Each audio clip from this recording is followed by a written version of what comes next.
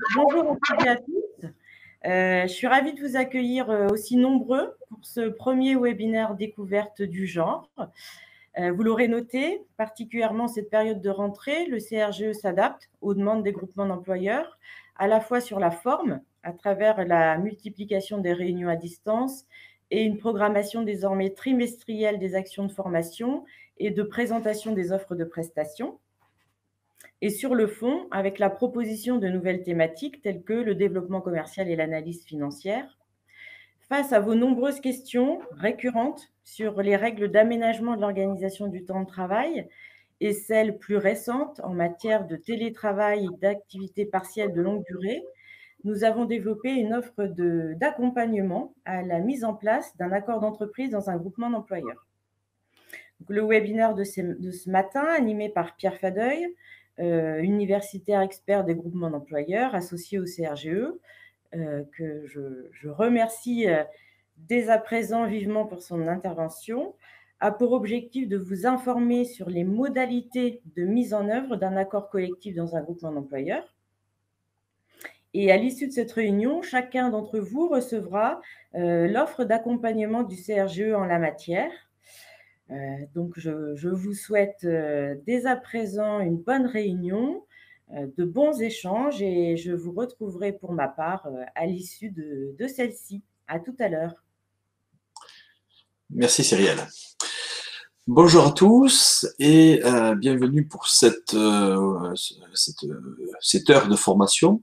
Donc le thème aujourd'hui, c'est la conclusion d'un accord d'entreprise dans un groupement d'employeurs. Alors, l'objectif n'est pas de vendre du rêve en disant que au travers d'un accord d'entreprise, on peut à peu près tout modifier concernant les règles du droit du travail. Sauf que si ce n'est pas vendre du rêve, c'est indiquer ce que représente désormais la réalité juridique depuis l'entrée en vigueur des ordonnances du 22 septembre 2017 et qui désormais depuis déjà un certain temps ont apporté une certaine sécurité juridique dans les questions qu'on a été amené à se poser.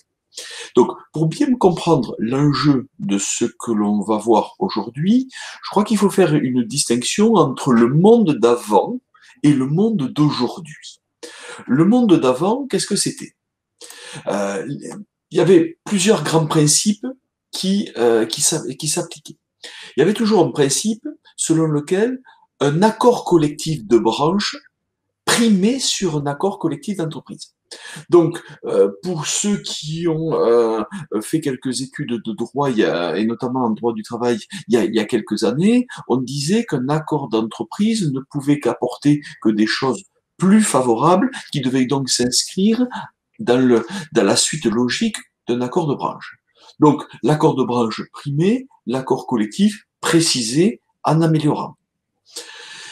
Deuxième grand principe du monde d'avant, c'est qu'un accord collectif d'entreprise ne pouvait être conclu qu'avec des délégués syndicaux. Donc moi, groupement d'employeurs, n'ayant pas de délégué syndical, je me voyais dans ce monde d'avant exclu de cette possibilité de signer des accords collectifs d'entreprise. Et dernier point qui se rajoute à ces deux premiers grands principes, c'est qu'une convention collective applicable dans un groupement d'employeurs était considérée comme parole d'évangile. Alors peut-être que cette expression n'est pas très laïque, je le reconnais, mais elle a quand même ça, c'est-à-dire qu'on ne pouvait pas forcément y déroger, donc on devait appliquer les règles, même si certaines règles étaient, notamment en matière de durée et d'aménagement du temps de travail, inadapté. Donc ça, c'était ce qu'on va appeler le monde d'avant. Qu'est-ce que c'est le monde d'aujourd'hui? Alors quand je dis aujourd'hui, aujourd'hui, c'est que c'est depuis l'entrée en vigueur des ordonnances du 22 septembre 2017 qui ont été traduites par une loi de fin mars 2018. Premier point, un accord collectif de branche ne prime pas automatiquement sur un accord collectif d'entreprise.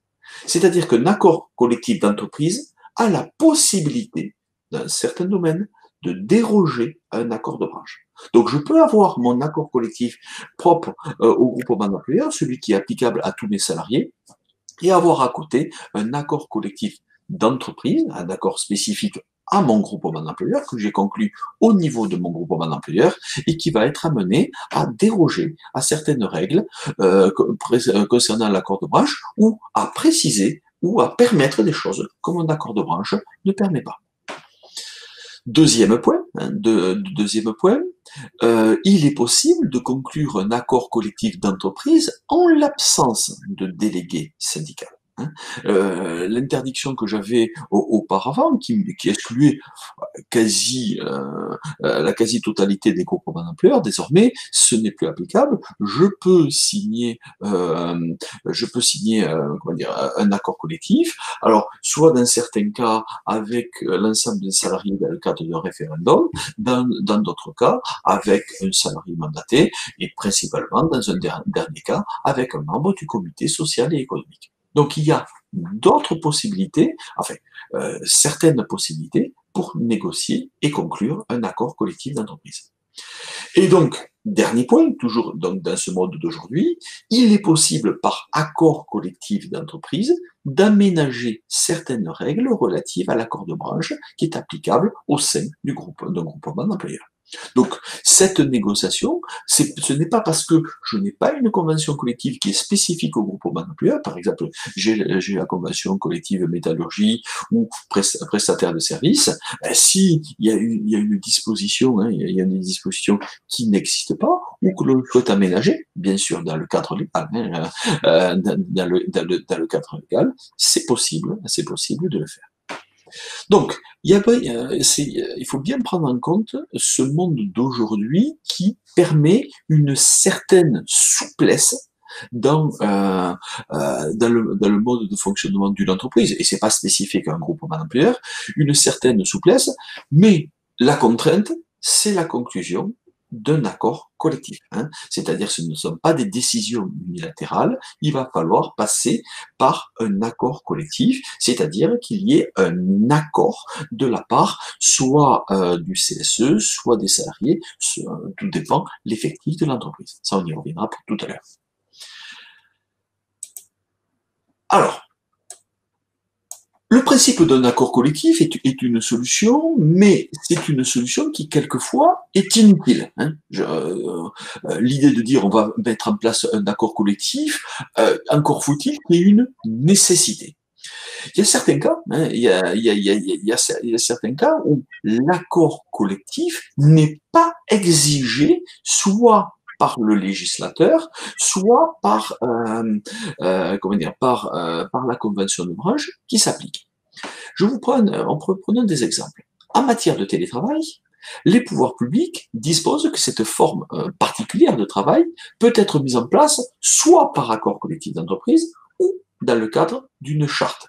Alors, qui dit charte dit engagement unilatéral de l'employeur, c'est quelque chose que vous pouvez être amené à proposer, à donner lieu à une consultation du comité social et économique s'il existe, mais c'est quelque chose qui peut être mis en place de cette façon.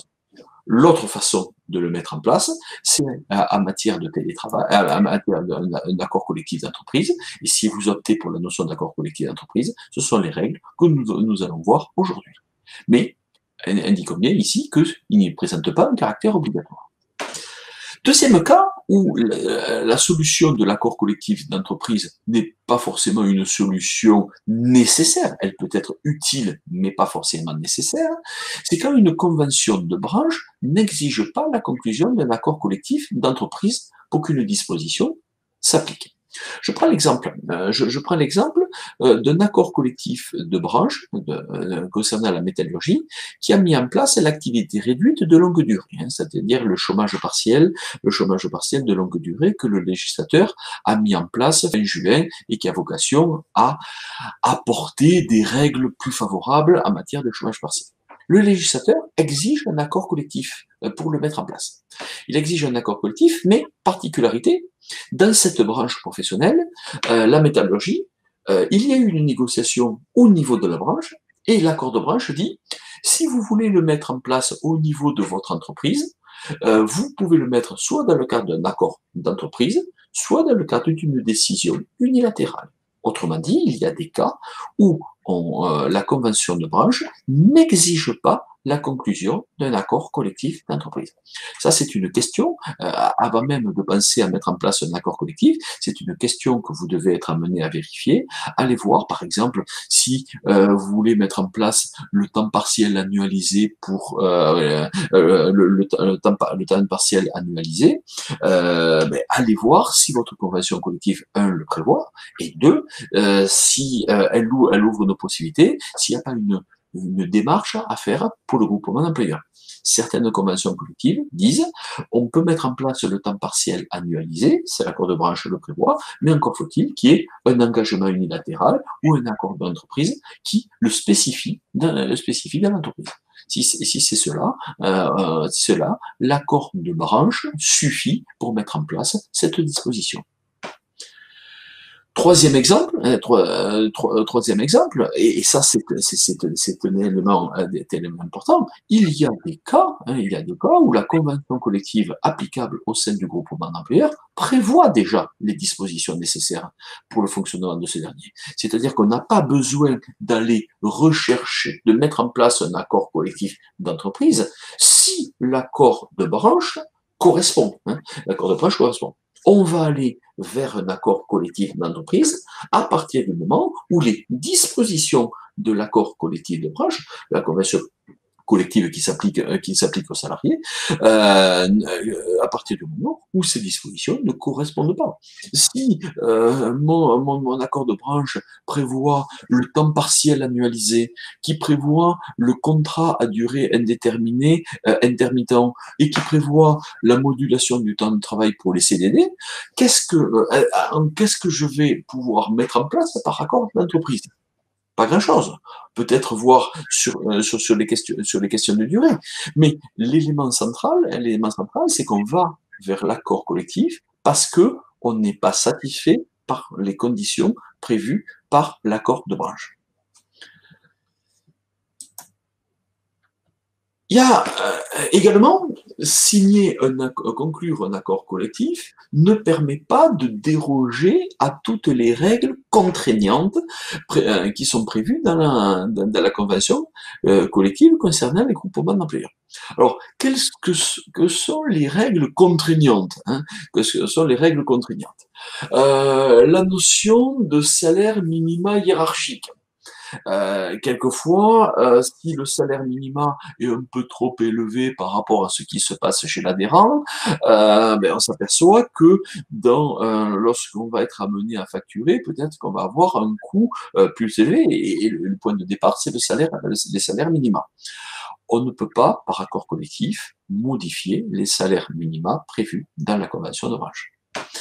De même, on ne peut pas enlever des primes d'ancienneté, les primes d'ancienneté ou certaines primes qui peuvent s'appliquer, ou la prime de 13e mois qui est prévue dans l'accord de branche. Là, c'est pas l'accord d'entreprise qui va apporter une réponse. Deuxième point, on ne peut pas modifier la notion de classification professionnelle. On sait très bien que lorsqu'on applique une convention collective qui ne correspond pas au secteur de la mise à disposition, les classifications professionnelles correspondant aux salariés sont inadaptées. On aimerait être amené à les changer. Alors on peut les préciser, mais on ne peut pas les modifier. Également, on aimerait modifier les règles relatives au CDD, faire en sorte que on puisse avoir plus de cas de recours, plus de souplesse. Ce n'est pas possible avec un accord d'entreprise. Dernier point, on aimerait, parce que notre convention de branche renvoie à un OPCO bien déterminé, on aimerait pouvoir aller vers notre OPCO. Ce n'est pas possible. Donc, il y a des domaines où l'accord collectif d'entreprise ne va pas apporter de réponse. Dès lors, dans quel domaine l'accord collectif d'entreprise va apporter des réponses?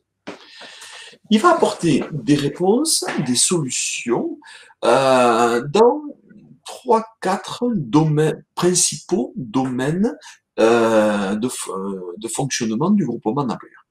Et le principal, c'est en matière de durée et aménagement du temps de travail. Le CRGE reçoit chaque semaine des questions disant mais est-ce que je peux mettre en place cela? Vous savez, c'est la construction des débuts de parcours d'un salarié qui arrive dans un groupement d'employeurs. On a repéré quelqu'un qui a des compétences, mais bon, pour l'instant, on n'a pas la totalité de son parcours. Donc, on se pose la question, est-ce que je le prends ou est-ce que j'attends la suite du parcours?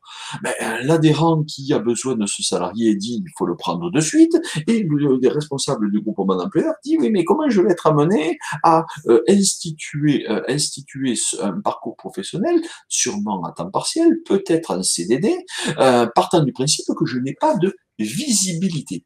Surtout que peut-être que sur cette semaine, il va être amené à faire autant, mais sur une autre semaine, il va faire autant. Ça, ce sont des règles relatives à la durée et l'aménagement du temps de travail. Il est possible, par accord collectif, d'apporter de la souplesse en matière d'aménagement du temps de travail. Et qu'est-ce que j'appelle de la souplesse? C'est d'avoir des dispositifs qui sont adaptés à un fonctionnement de groupement d'employeurs. Rares sont les conventions collectives qui ne prévoient pas la modulation du temps de travail pour les salariés à temps plein. C'est rare. C'est possible, mais ça peut être, mais c'est rare. En revanche, rares sont les conventions collectives qui prévoient le temps partiel annualisé ou la modulation du temps de travail pour les CDD.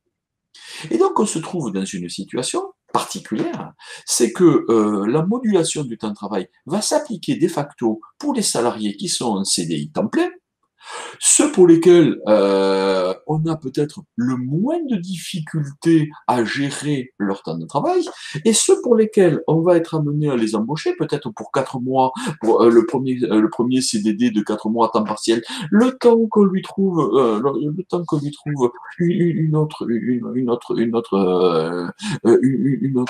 mission de complément, et c'est là où on va avoir des difficultés, et quand la question est posée au CRGE, on dit mais voilà, vous ne pouvez pas le faire en l'état de votre accord de branche. En l'état de votre accord de branche. Or, par accord collectif d'entreprise, il est possible d'instituer le temps partiel annualisé.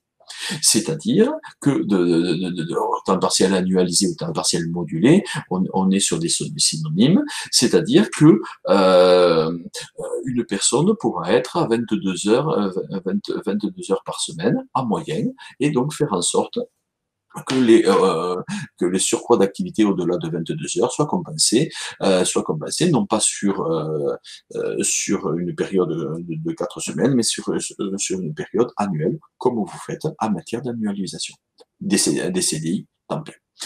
Indiquons que s'il n'est pas indiqué dans votre convention collective que les temps partiels sont concernés par la modulation, en clair, la modulation du temps de travail ne s'applique que pour les salariés à temps plein.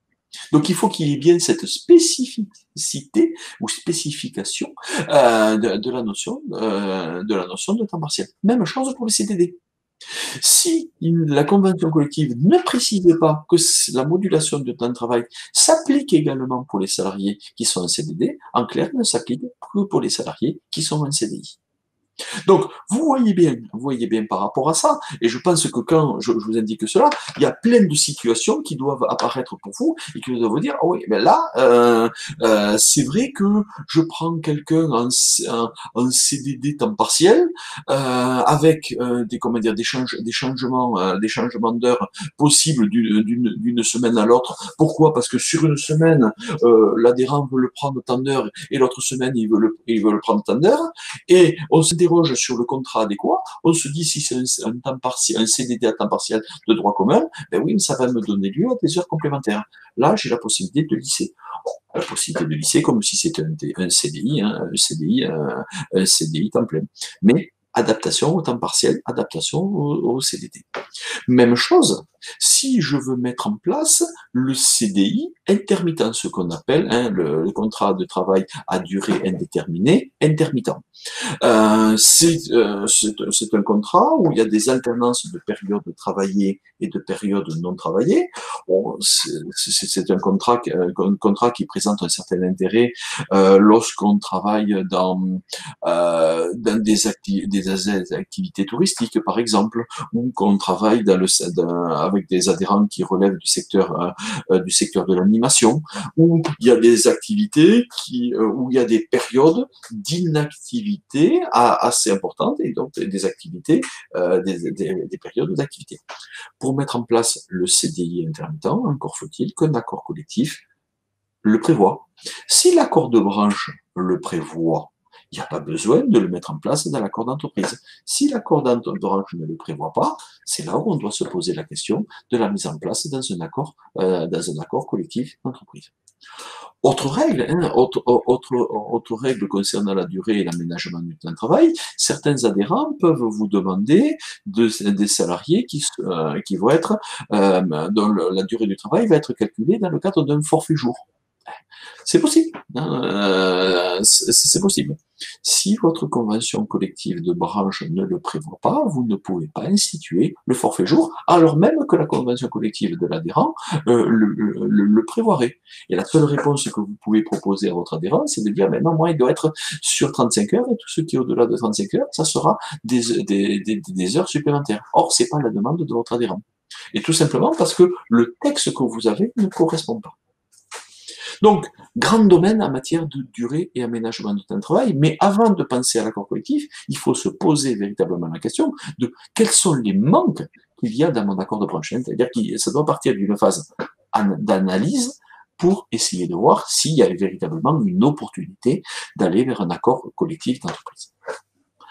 Autre thème pour lesquels il peut y avoir un intérêt de mettre en place un accord collectif d'entreprise, c'est le dispositif d'activité réduite de longue durée. C'est-à-dire c'est le chômage partiel de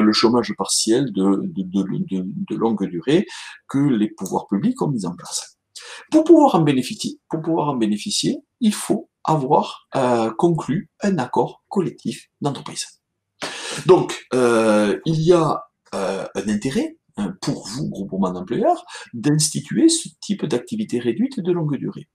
En effet, c'est la possibilité de réduire le temps de travail de vos salariés de 40%, de 40%, dès lors que il y a une demande, un adhérent qui souhaite, du fait de sa situation économique, réduire le temps de mise à disposition. Alors, ce dispositif d'activité réduite de longue durée, on peut le mettre en place alors même qu'on n'en a pas forcément besoin maintenant.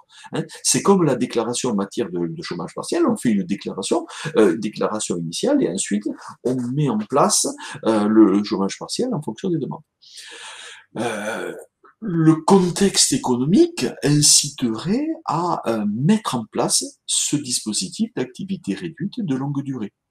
C'est une solution de secours au cas où l'activité économique de vos adhérents, et donc par répercussion de votre groupement d'employeurs, cette activité économique se dégraderait. Mais pour le mettre en place, encore faut-il qu'il y ait un accord collectif d'entreprise. Alors, ça peut être avec un accord de branche, comme c'est le cas avec la métallurgie, mais rares sont les conventions de branche, qui prévoient le principe de l'activité réduite de longue durée. Donc, si l'accord de branche que vous appliquez à vos salariés ne prévoit pas le principe de l'activité réduite de longue durée, il faut passer par un accord collectif d'entreprise pour pouvoir bénéficier de ce dispositif. Troisième point où il peut y avoir un intérêt de mettre en place la conclusion d'un accord collectif, c'est la prime pour le pouvoir d'achat. Alors, euh, ça a été une opportunité. Alors, cette opportunité est désormais terminée. C'est-à-dire qu'il y avait la possibilité, de prévoir une prime supplémentaire dès lors qu'il y avait un accord collectif qui prévoyait une prime pour le pouvoir d'achat. La notion d'accord collectif, c'est pas j'en fais un accord collectif un jour, c'est que le législateur conditionne certains avantages à la conclusion d'un accord collectif d'entreprise. Donc ça peut être aujourd'hui, ça peut être demain, c'est être sensibilisé par rapport à cette nécessité. Même chose sur le fonctionnement du CSE, du comité social et économique. Il est possible d'aménager par accord collectif le fonctionnement du CSE. Donc, vous voyez, il y a quand même certains domaines qui concernent principalement le fonctionnement de tout groupement d'employeurs. Également, l'opportunité d'un groupement d'employeurs, ça crée deux types de sentiments chez les salariés. Premier point, ça s'inscrit dans une politique beaucoup plus globale de création d'un sentiment d'appartenance au groupement d'employeurs. C'est-à-dire que c'est une disposition qui est spécifique au groupement, comme une disposition qui pourrait s'appliquer au sein d'un adhérent. Si on veut travailler sur ce sentiment d'appartenance au groupement d'employeurs, la notion d'accord collectif s'inscrit. Pourquoi? Parce que c'est au travers d'une représentation du personnel, c'est également applicable à tous les salariés qui soient mis à disposition ou qui soient salariés permanents, c'est-à-dire qui ne soient pas mis à disposition. Deuxième élément, alors qui s'inscrit toujours dans cette idée de sentiment d'appartenance, c'est aussi créer un sentiment d'égalité entre les salariés du groupement d'employeurs et les salariés où ils sont mis à disposition, des entreprises où ils sont mis à disposition. Alors, pas forcément une égalité en termes de contenu, mais en termes de règles. Le salarié qui est mis à disposition, il entend avec son collègue, son collègue de travail dans l'entreprise où il est mis à disposition, ah oui, mais nous, c'est une application de notre accord d'entreprise. Là, c'est notre accord d'entreprise. Voilà. Donc, il peut y avoir des dispositions qui relèvent d'un accord d'entreprise applicable aux salariés d'un groupement d'employeurs de façon à créer ou à favoriser ce sentiment d'appartenance des salariés au groupement, au dit groupement. À partir de là, comment conclure un accord collectif d'entreprise? Alors, moi je vais partir du principe qu'il n'y a pas de délégué syndical. Parce que si vous avez un délégué syndical, la question ne se pose pas, vous ne pouvez négocier qu'avec ce délégué syndical, ce ou ces délégués syndicaux. Et si vous avez deux délégués syndicaux appartenant à deux syndicats différents, pour qu'un accord collectif soit valable, un accord collectif soit valable, il faut qu'il soit signé par le délégué syndical qui représente le syndicat majoritaire au sein de votre groupement d'employeurs. Donc, si j'ai un syndicat qui fait 60%, un autre qui fait 40%, mon objectif est bien sûr d'avoir la signature des deux, mais mon accord collectif d'entreprise ne pourra être mis en place qu'à partir du moment où il y aura la signature du délégué syndical qui représente 60%. Mais force est de constater que la présence de délégués syndicaux au sein des groupements d'employeurs se fait rare. Donc, on va traiter l'hypothèse où l'accord collectif va être conclu en l'absence de délégués syndicaux. L'innovation depuis 2017, c'est qu'il est possible de signer des accords collectifs en dehors, en l'absence de délégués syndicaux. Mais les conditions qui s'appliquent là, vont varier en fonction de l'effectif du groupement d'employeurs. Donc, on va être amené à déterminer son effectif, et au regard de son effectif, on va prendre en compte, dans les questions, dans les règles que je vais être amené à indiquer par la suite, les les conditions qui s'appliquent à votre groupement d'employeurs. Pour déterminer l'effectif, comment on va le prendre en compte? Alors, vous savez qu'il y a des règles particulières de prise en compte des effectifs qui s'appliquent au groupement d'employeurs, l'article L 1253-8-1 du Code du travail. C'est-à-dire que dans certains cas, les salariés mis à disposition ne sont pas intégrés à l'effectif total des salariés. En matière de conclusion d'un accord collectif d'entreprise, les salariés mis à disposition sont intégrés à l'effectif total des salariés du groupement. Ils ne sont pas exclus. Alors pourquoi? C'est parce que ça relève du livre 2 du Code du travail, et dans l'article 1253-8-1, les salariés mis à disposition ne sont pas intégrés à l'effectif, sauf dans le cadre du livre 2, du livre 2 du Code du travail. Donc, vous prenez en compte l'effectif équivalent temps plein, l'effectif équivalent temps plein de vos salariés au sein du groupement, en additionnant les salariés permanents et les salariés mis à disposition. Une fois que vous avez déterminé cela, maintenant vous allez déterminer dans quelle catégorie vous allez être, quelles sont les conditions pour que vous appliquiez, puissiez conclure un accord collectif d'entreprise. Première hypothèse, on va être pour les groupements d'employeurs de moins de 11 salariés équivalents temps plein. 11 salariés équivalents temps plein ou entre 11 et 20 salariés s'il n'y a pas de CSE, de comité social économique. Autrement dit, vous avez mis en place des élections parce que vous avez plus de 11 salariés équivalents temps plein et moins de 20. Personne ne s'est présenté. Donc, vous êtes dans cette première catégorie. Donc, moins de 11 automatiquement et 11 à 20 si vous n'avez pas de comité social économique. À partir de là, pour mettre en place un accord collectif, il faut que cet accord collectif donne lieu à un référendum. Donc c'est une proposition du groupement et que cette proposition obtienne la majorité des 2/3 des votes valablement exprimés. Donc là, on est sur un accord collectif qui va être validé par référendum. Alors, se pose toujours la question de l'organisation de ce référendum. Est-ce qu'on le fait à distance ou est-ce qu'on le fait en présentiel? Combien de temps on met en place pour le faire? Est-ce que le vote, c'est sur une semaine, c'est sur un jour, c'est sur une heure? Si c'est une réunion où on a mis tout en place, on a réuni tous les salariés du groupement d'employeurs, tout ça, ce sont des conditions pratiques à discuter et donc à mettre en place. Mais jusqu'à 20 salariés, s'il n'y a pas de CSE, c'est par référendum et il faut obtenir la majorité des 2/3 des votes valablement exprimés. Autrement dit, s'il y a 10 salariés, il faut en obtenir au moins 7, au moins 7. 7 qui votent oui, 7 qui votent oui. Parce que si j'ai 5 salariés qui votent oui, 3 qui s'abstiennent et 2 qui sont contre, l'accord collectif n'entre pas en vigueur.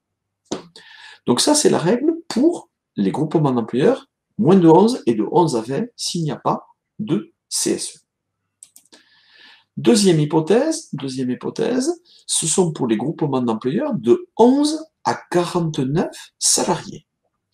Là, dans cette situation, on part du principe qu'il va y avoir un CSE. Autrement, s'il n'y avait pas de CSE, de 11 à 20, on serait dans la catégorie précédente. Si on est plus de 20 et qu'on n'a pas de CSE, nos solutions vont être beaucoup plus réduites. Quelles sont les solutions? Le législateur a offert 2 possibilités. Première possibilité, c'est la négocier avec un salarié mandaté par une organisation syndicale. Qu'est-ce que c'est cette hypothèse? Je n'ai pas dans mon groupement d'employeurs de comité social et économique, je m'entends avec un salarié ou je demande à un salarié de groupement d'employeurs de désigner l'un d'entre eux qui va aller rencontrer une organisation syndicale représentative au niveau de la branche et se faire mandater pour pouvoir négocier, et conclure cet accord collectif.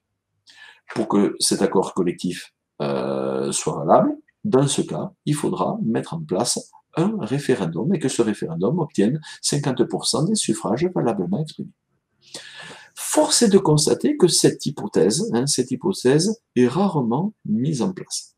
Pourquoi elle est rarement mise en place? Parce que ça demande aux responsables du groupement d'employeurs de s'adresser à un salarié pour l'envoyer dans une organisation syndicale, que certaines organisations syndicales ne jouent pas forcément le jeu, mais si je n'ai pas de comité social et économique, si j'ai organisé des élections et que personne s'est présenté, ça va être ma seule solution pour conclure un accord collectif. En revanche, si j'ai un comité social économique, il est possible de négocier un accord collectif avec un membre titulaire du CSE. Donc, je ne négocie pas avec le CSE, l'institution du CSE, je négocie avec un membre du titulaire, et s'il y a deux membres titulaires, celui qui sera décisionnaire, c'est celui qui aura reçu le plus de voix. Alors, bien sûr, je négocie avec le membre titulaire du CSE, s'il y a un suppléant, et s'il y a un suppléant et un titulaire, l'accord ne doit être signé qu'avec la personne qui est titulaire. Vous remarquerez dans cette hypothèse que si j'ai qu'un membre titulaire, cet accord peut être négocié et conclu avec ce membre titulaire, il n'y a pas besoin d'organiser un référendum dans cette hypothèse. Donc, c'est une négociation avec la représentation élue du personnel. Donc ça, c'était l'hypothèse de 11 à 49 salariés. Maintenant, pour les groupements d'employeurs de plus de 50 salariés. Là, le législateur part du principe qu'il devrait y avoir un délégué syndical. Mais il a prévu l'hypothèse où il n'y avait pas de délégué syndical. Donc, dans cette hypothèse, même si vous avez plus de 50 salariés, mais que vous n'avez pas de délégué syndical, vous pouvez néanmoins signer un accord collectif avec les élus du comité social et économique. Alors, ces élus peuvent être ou non mandatés par une organisation syndicale, donc c'est possible.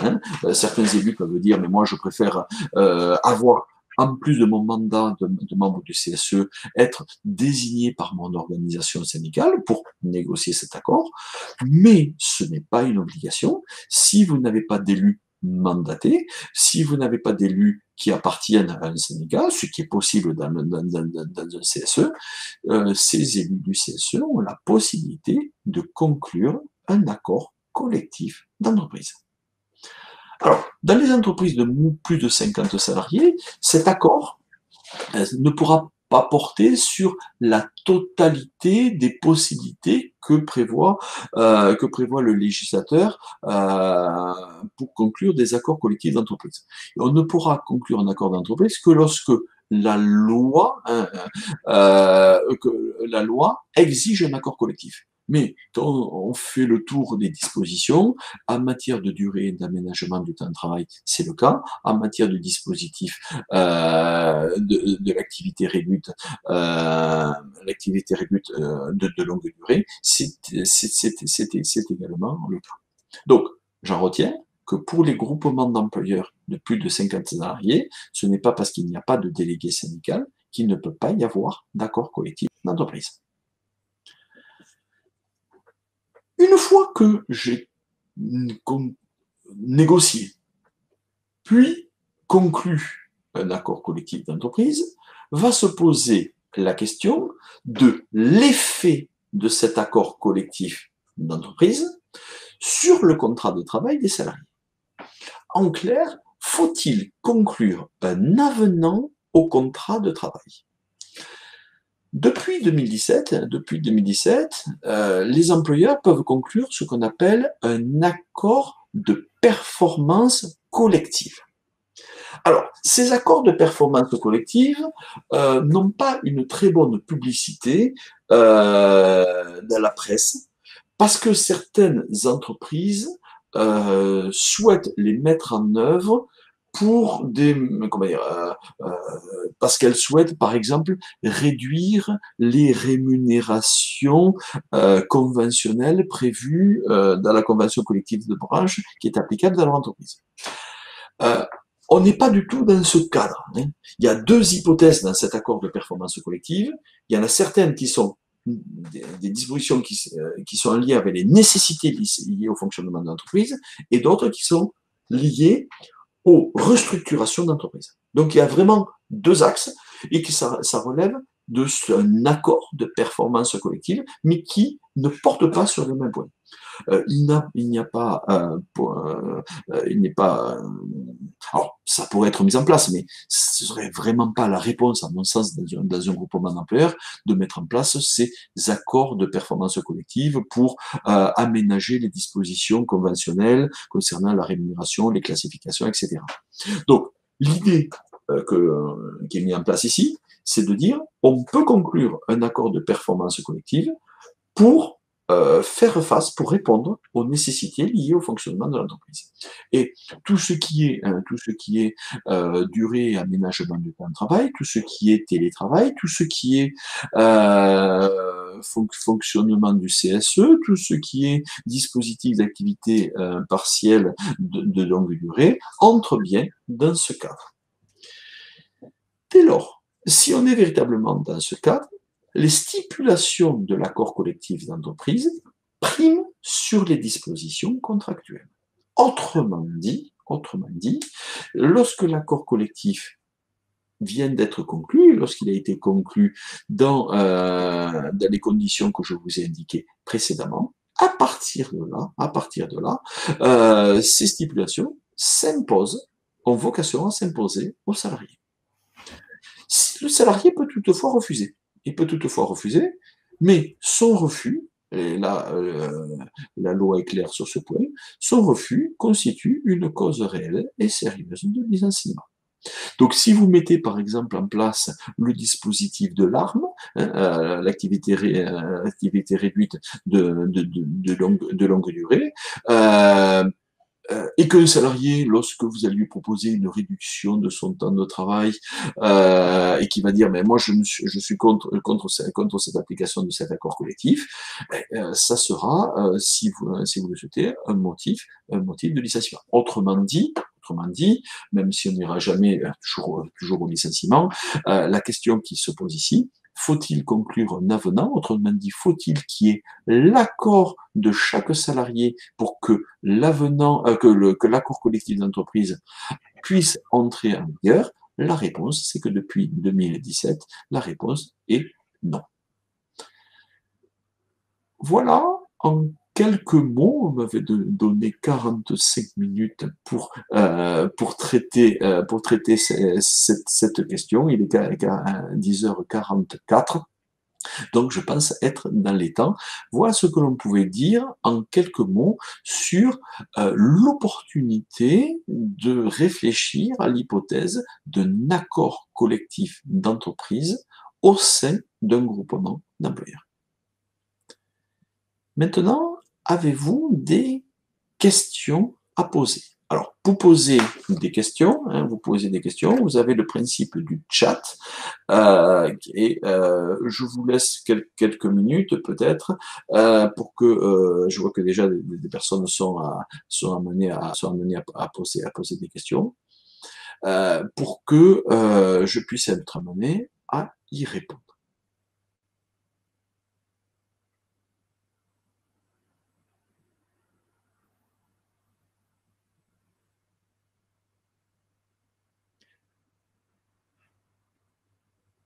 Alors, doit-on justifier d'une baisse d'activité de nos adhérents pour activer le dispositif ARM? préalablement au dispositif de l'arme, il faut qu'il y ait une évaluation de l'activité économique que vous devez proposer à votre au CSE. C'est-à-dire qu'il doit y avoir une justification de pourquoi vous êtes amené à mettre en place ce dispositif. Force est de constater qu'à l'heure actuelle, il est malheureusement très facile de justifier d'une éventuelle baisse d'activité. Parce que, est-ce que je dois justifier d'une baisse d'activité? Vous n'avez pas à justifier d'une baisse d'activité, mais d'une éventuelle baisse d'activité de vos adhérents. De vos adhérents tels que qui peuvent être amenés à vous l'indiquer. Automatiquement, c'est un accord qui s'inscrit dans la durée au cas où. Au cas où, automatiquement, cette baisse d'activité, elle est éventuelle, elle est prévisible. Vous n'avez pas à justifier d'une baisse d'activité réelle, surtout que l'accord est sur 2 ans, que l'accord est susceptible d'être 2 ans et réévaluable tous les 6 mois. Deuxième question. Concernant l'accord armes de métallurgie, pouvez-vous me confirmer que celui-ci exclut les entreprises ayant un code APE hors métallurgie? Il n'y a pas, à partir du moment où on applique la convention collective métallurgie, que cette convention a été validée par l'administration du travail parce que la plupart de nos adhérents sont dans la métallurgie, cet accord collectif a vocation à s'appliquer au groupement d'employeurs, qui applique cette convention collective. Nous sommes toujours dans les groupements d'employeurs dans cette difficulté d'interprétation. J'ai une convention collective, mais est-ce que je peux bénéficier de tous les avantages sur ce point? Si j'applique la convention collective métallurgie, c'est que automatiquement, on m'a accordé le fait de l'appliquer. Donc je peux pas d'un côté devoir appliquer à mes salariés les augmentations du point et tout ce qui en découle, et de l'autre côté, ne pas pouvoir bénéficier de ce type de points. Bonjour, le GE a versé des primes pour le pouvoir d'achat, donc exonéré.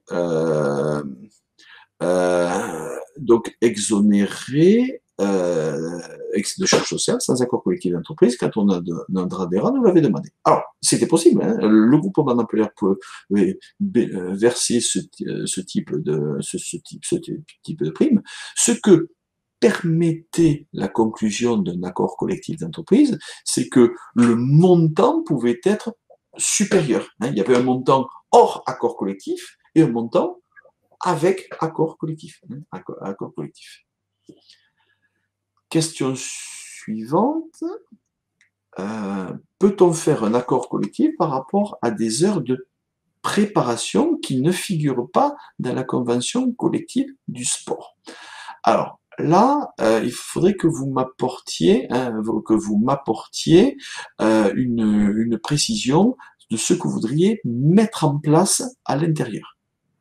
Donc j'attends que vous me répondiez, je réponds à la question suivante et je reviens. Je suis à Mayotte, nous n'appliquons pas de convention collective, est-ce que le dispositif que vous avez présenté s'applique à Mayotte, et si oui, dans les mêmes termes. Je ne suis pas spécialiste de ce qui s'applique à Mayotte, mais je ne vois pas dans le texte qui s'applique d'exception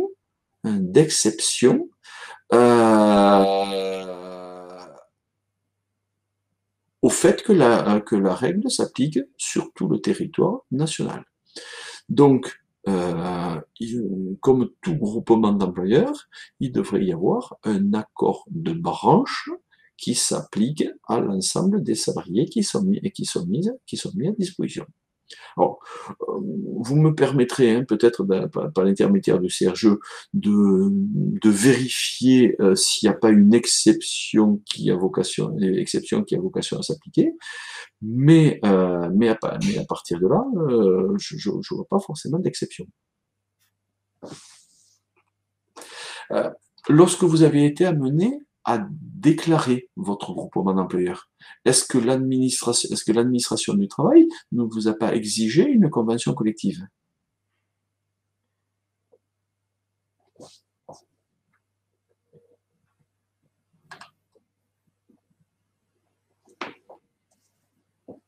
Alors, je vois qu'il y a d'autres personnes qui... Alors, Adeline, si on fait un dispositif d'activité réduite de longue durée, quelle est la prise en charge, par exemple, pour le chômage partiel? La prise en charge est passée à 60%. Alors, l'intérêt de mettre en place ce dispositif d'activité réduite de longue durée, c'est que le législateur a été très clair. Il a dit, si vous voulez bénéficier d'un régime plus favorable concernant le chômage partiel, il faut que vous passiez par un accord collectif. Donc, soit il n'y a pas d'accord collectif et vous allez appliquer le chômage partiel de droit commun, donc celui qui est passé à 60%, soit vous êtes dans un secteur qui permet la prise en charge supérieure, hélas, le secteur notamment de la restauration, etc. Mais si vous n'êtes pas à l'intérieur de l'un de ces secteurs, à partir de là, hein, à partir de là, si vous voulez pouvoir bénéficier d'une meilleure prise en charge, il faut un accord collectif d'entreprise pour mettre en place ce dispositif. Les services juridiques de l'UIMM refusent l'application de cet accord aux entreprises hors champ de la métallurgie. Alors attention, attention, c'est pas à eux de refuser, hein, c'est à l'administration du travail de valider votre accord. Eux n'ont pas vocation à intervenir sur ce type d'accord. Si eux souhaitent exclure certaines entreprises du champ d'application, ils ne peuvent pas aller à l'encontre d'une décision de l'administration du travail. Alors, ensuite, Martine qui nous dit, il n'y a que la convention collective du transport qui s'applique. Quand vous dites cela, est-ce que ça veut dire que c'est la convention collective qui s'applique au sein du groupement d'employeurs? Au sein du groupement d'employeurs. Si c'est cette convention collective, vous avez une convention collective de branche. Magali, nos salariés font des heures de face à face, ont des heures de trajet, car ils sont mis à disposition de plusieurs adhérents, et des heures de préparation pour les séances, dans la convention collective du sport, par exemple. Ils nous disent combien doit être au minimum, combien on doit mettre en place au minimum ces heures de préparation. Attention, ces heures de préparation doivent être considérées comme du temps de travail. Vous ne pourrez pas, par accord collectif d'entreprise, déterminer que ces heures de préparation, même s'ils ont fait 4 heures de préparation, qu'elles vont être considérées comme 2 heures, de temps de travail effectif. Un accord collectif d'entreprise ne peut pas déroger à la loi. Il peut être amené à prévoir des dispositions différentes de l'accord de branche sans déroger à la loi. Hein. C'est toujours ce cadre, hein. C'est toujours ce cadre. Donc, je ne suis pas sûr, hein, quand je dis ça, c'est un euphémisme, hein, que l'on va pouvoir dans l'accord collectif d'entreprise, limiter la notion d'heure de trajet et limiter la notion de temps de préparation. On peut être amené à la prévoir, mais on ne peut pas être amené à réduire les avantages des salariés. Mais jusqu'à maintenant, sur la convention, il n'y a pas de temps indiqué. Ben oui. S'il n'y a pas de temps indiqué, ça veut dire que ça doit correspondre à une heure de préparation correspond à une heure de travail. Donc c'est à vous, contractuellement, à déterminer combien doit durer au maximum le temps de préparation et aux salariés de se conformer à ce temps. Mais on n'apportera pas une réponse, c'est pas l'accord collectif qui va apporter une réponse dans ce domaine.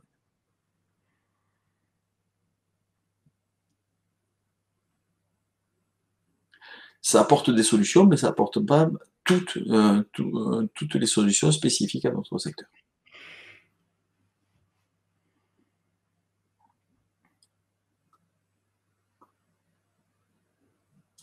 Cyrielle, c'est à vous. Je vois qu'Isabelle est en train d'écrire, donc c'était pour nous remercier. Eh bien, merci à toutes et à tous pour votre participation. J'espère que ce webinaire a répondu à vos attentes, à la fois sur le fond et sur la forme. Merci à Alexandre pour l'organisation et à Pierre pour l'animation.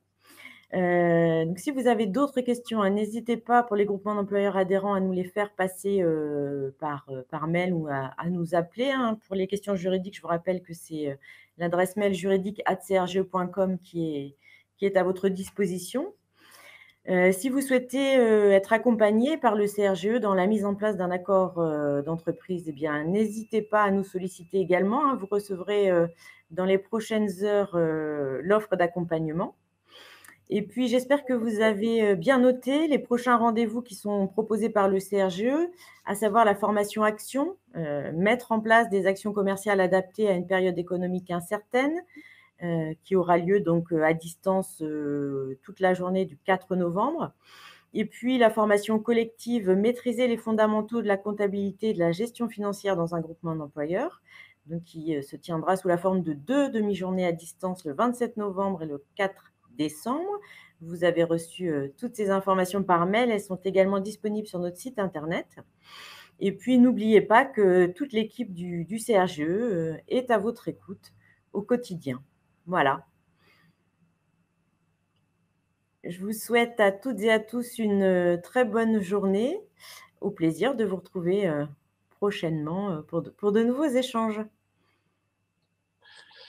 Merci beaucoup. Au revoir. Merci, bonne journée à tous. Au revoir. Au revoir.